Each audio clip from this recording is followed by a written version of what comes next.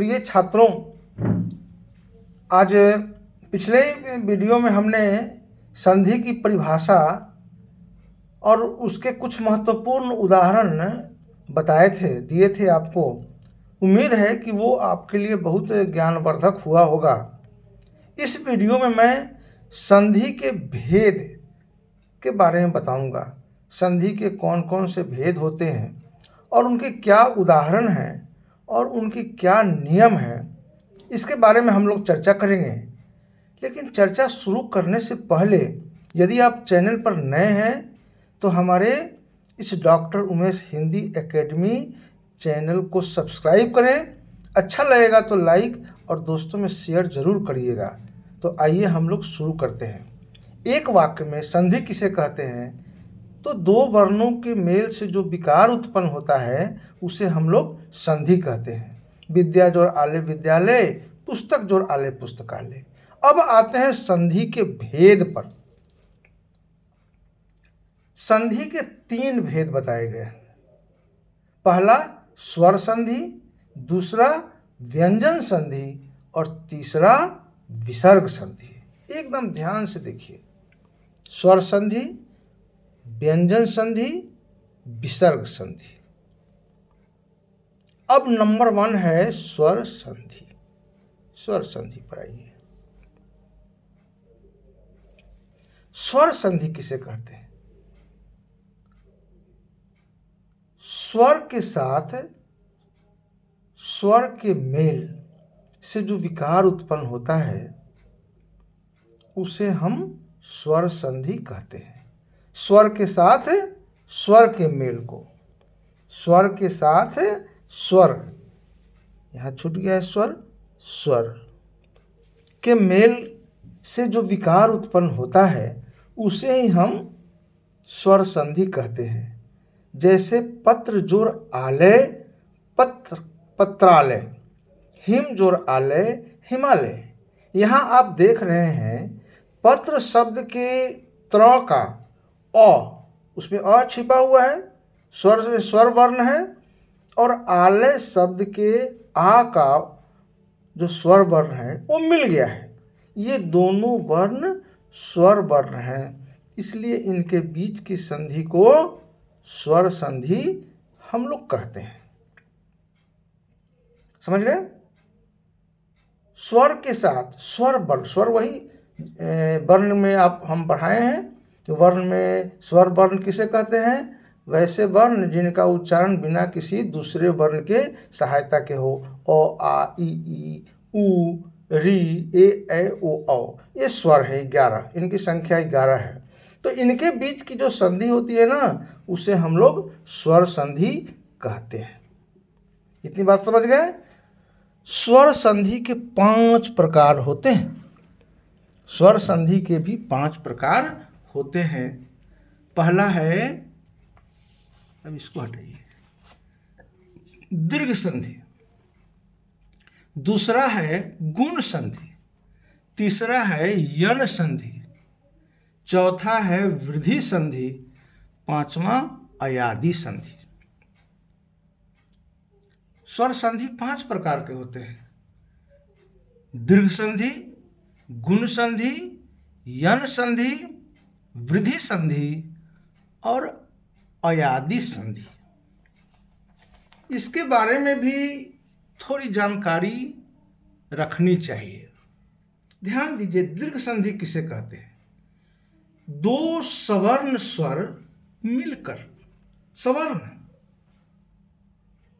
दीर्घ हो जाते हैं, अर्थात अ, ई, उ, री से परे यदि यही सवर्ण स्वर अ, ई, उ, री ह्रस्व हो चाहे दीर्घ हो आ जाए तो दोनों मिलकर दीर्घ स्वर हो जाते हैं, इसलिए इसे दीर्घ संधि कहा जाता है। इसलिए इसे दीर्घ संधि कहा जाता है।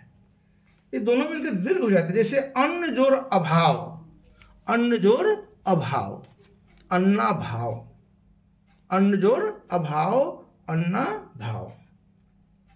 अब यहां आप देख रहे हैं कि अन्न का अ और अभाव का अ, ये दोनों मिलके दीर्घ बन गया।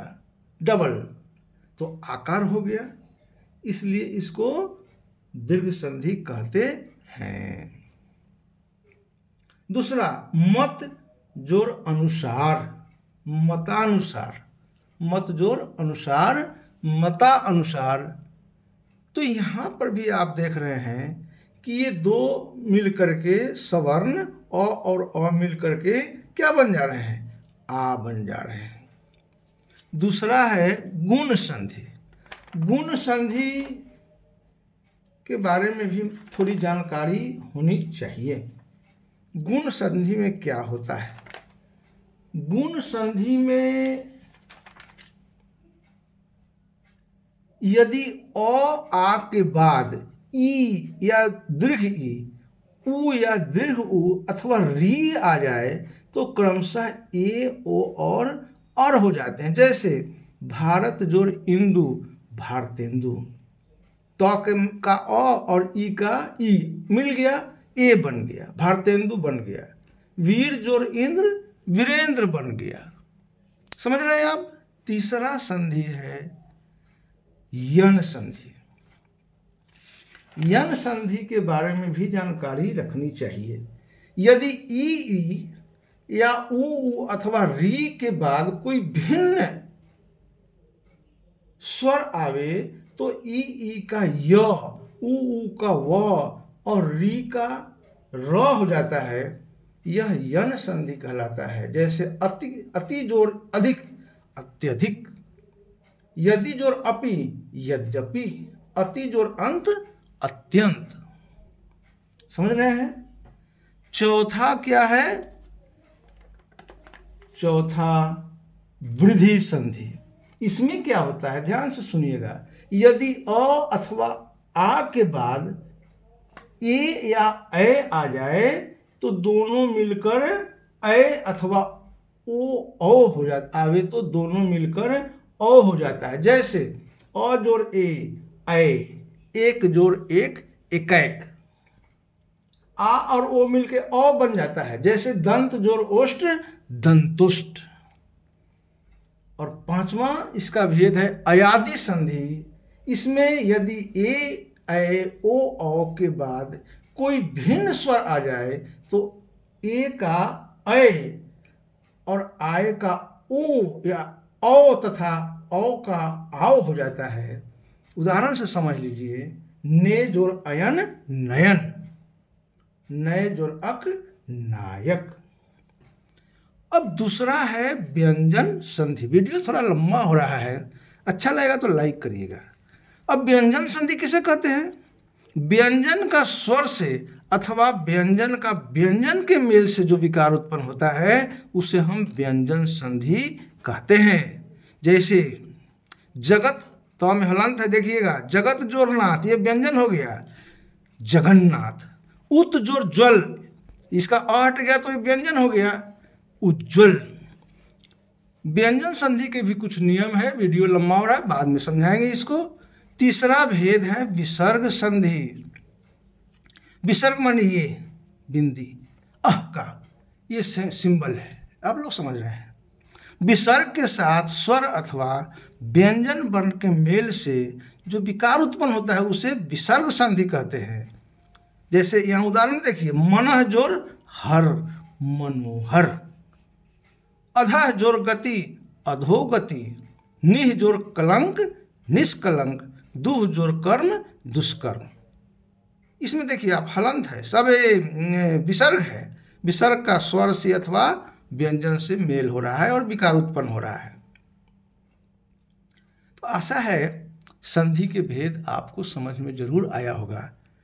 सोमवार से शुक्रवार तक संध्या 7:30 बजे मेरा लाइव क्लास होता है हिंदी व्याकरण का, उसमें भी आप लोग जुड़िएगा। वीडियो अच्छा लगा हो तो लाइक और सब्सक्राइब करिएगा, दोस्तों में शेयर करिएगा। धन्यवाद।